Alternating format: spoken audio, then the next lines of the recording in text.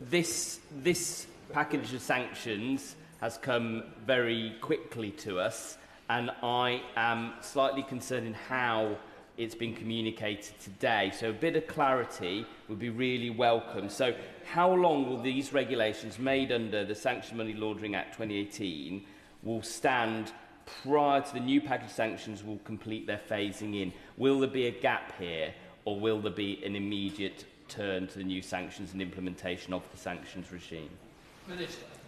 So there are two things here. There's a set of sanctions which come into force today, including on oil and oil products that have been processed in a third country. That's the first time that the UK has gone down that route. As I say, the previous government chose not to go down that route, even though there were people arguing for it. And I think that this will be an important new measure, ratcheting up the pressure on the Russian regime.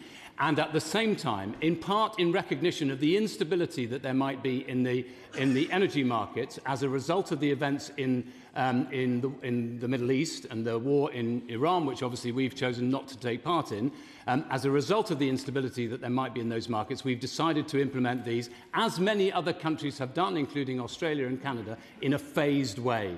And that is why we've introduced these licences in relation to diesel and jet fuel.